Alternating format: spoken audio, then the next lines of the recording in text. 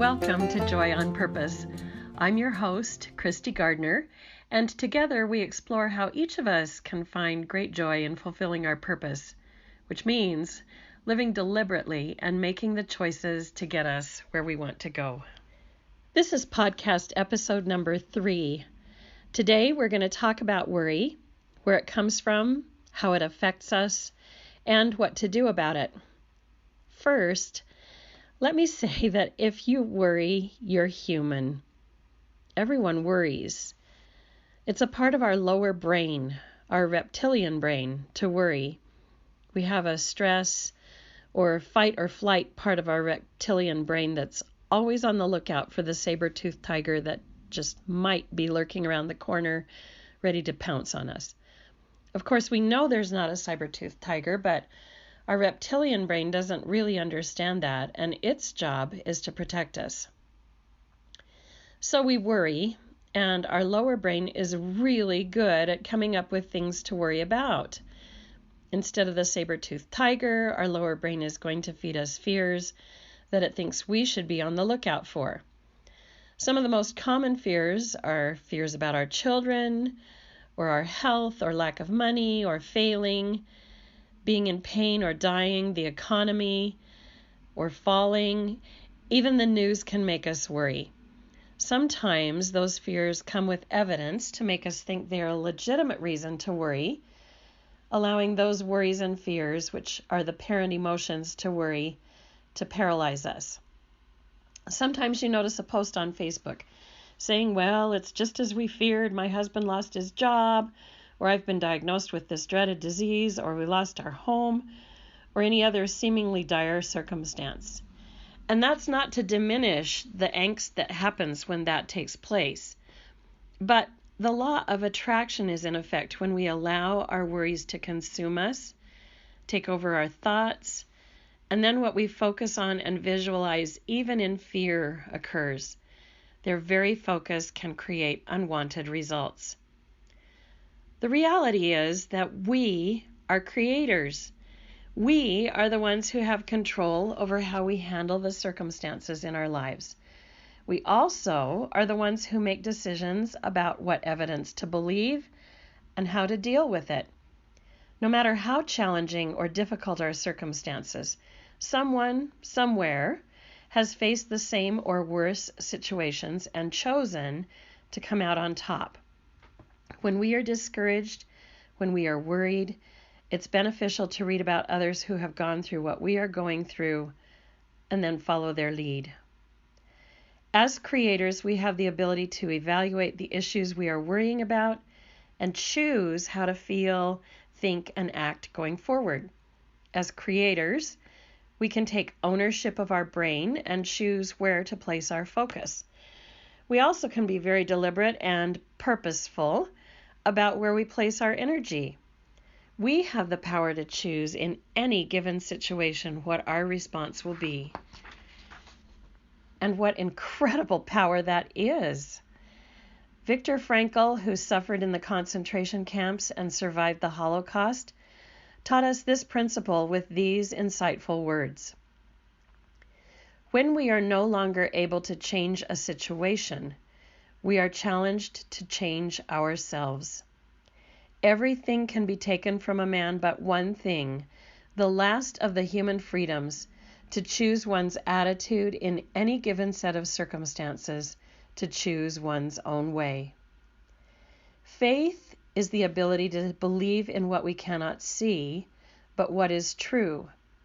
Worry is the opposite of faith. It believes in what does not exist except in our fears.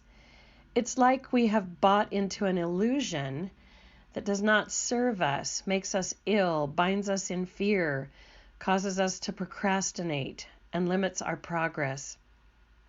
All in all, there's really nothing good that comes from worry. Winston Churchill said, "When I look back on all those worries, I remember the story of the old man who said on his deathbed that he had had a lot of trouble in his life, most of which never happened."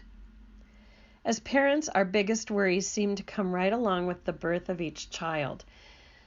We worry that they might stop breathing. We worry that they might fall and be injured. We worry about stranger danger. We worry about them being bullied at school. The list of possible worries is almost endless. Of course, when our children are small, they need our care and protection. It's legitimate to focus on how to protect them, how to meet their needs, and how to help them learn while keeping them from danger. But as our children grow, so does their need, their right, and their ability to choose for themselves. These are all part of growing up and becoming capable adults. We can aid in this process by allowing them to make choices that do not have dangerous consequences when they are small, and staying close and connected with them as they grow older. Sometimes it's a huge challenge, but it's so empowering for them and for us when we allow them their journey. A client's son was assigned to see an R-rated movie for one of his history classes. He wasn't even old enough to be able to see an R-rated movie, and his family had a policy of not seeing R-rated movies, so they expressed their concerns to their son, and together they talked about the pros and cons of doing that assignment. My client and her husband asked him to read the reviews about the movie and why it was rated R, and then to prayerfully make a decision. They assured him that they would honor his decision. Well, they worried that he would make the wrong choice. In their minds, the wrong choice would be to see the movie, but he was old enough to evaluate the concerns and make his own decision. After exploring the options, he made the choice to see the movie and went. When he got back, his parents asked him his opinion of the movie and listened to his views with respect. Looking back, that was the best way for them to handle the situation at that time. It cemented a relationship of trust with their son, who was at a vulnerable place in his life. The consequences were manageable, and the experience allowed him to grow in his ability and confidence to make decisions. Some might say that was a wrong choice, but the worst case scenario would have been if his parents had mandated his choice and severed or damaged their relationship. When we worry about others, we are trying to take ownership over their power of choice. On the other hand, when we feel and express faith in their ability to choose wisely, we help them to create a desired overall beneficial result. And when they make clearly bad choices, which all of us do, we can express confidence in their ability to fix it. That isn't the time for us to jump in and try and be super moms and fix it for them, no matter how badly we want to. As a teenager, I remember going tubing with some friends. We took inflated inner tubes and floated on them down the river. It was a perfect day, warm sunshine. The river flowed at an easy rate, and we looked down to see the rocks at the bottom of the river. From our perspective, the rocks shone like jewels. It was tempting to jump off the tube and dive into the river and grab some of those beautiful shiny rocks, so we did. And we'd grab the rocks and hold on to them for a while until we realized that the rocks were holding us down and making it really hard to surface for air. I didn't want to let go. They were my rocks, and I had found them, and I didn't want to lose my treasures. But at the same time, they were holding me down.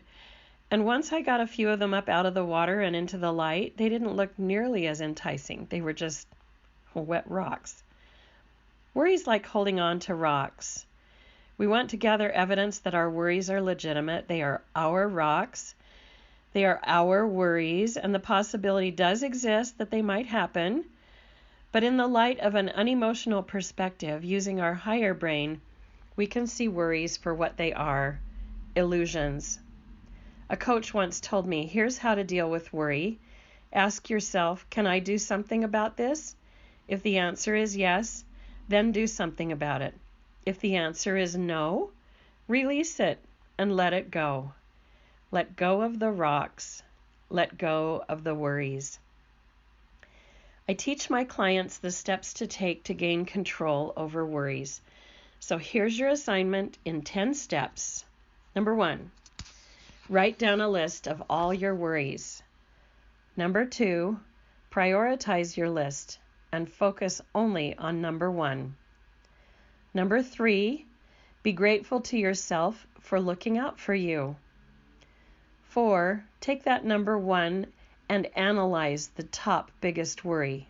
What are all the things about it that you need to observe? Number 5, is it in the future or is it in the present? If it is in the future, it is an illusion. If it is in the present, take the next step.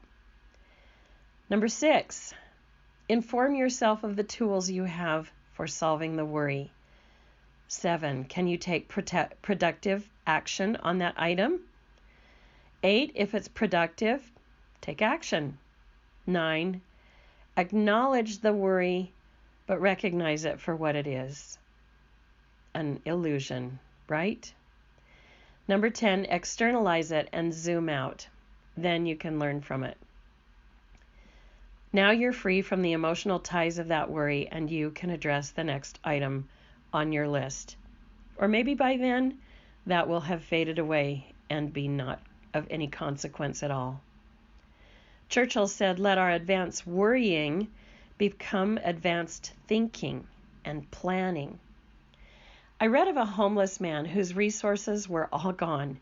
He had no home, his car that he had been living in was repossessed, and his hopes were dashed. Now this guy had studied and learned and gained expertise, but the circumstances around him seemed hopeless, and he was living on a park bench. He got an idea. He dressed as nicely as he could with a long sleeve shirt and tie, and he made a sign, homeless, hungry for success, take a resume. Then he stood on a street corner and held his sign up. A passing motorist asked if she could take his picture and posted it on Twitter. It was retweeted more than 50,000 times and liked over 70,000 times. The man received over 200 job offers and now is employed. The solution to any problem is only an idea away. When you take action, the worry goes away. The illusion becomes clear and you can continue on your journey unencumbered. The verse for you this week is short, but I think it's really clear. Let go of all worry with conscious release. Stay focused, move forward, and feel sweet peace. That's it for this week. I hope you have an absolutely awesome week, and we'll talk to you soon. Sending you love.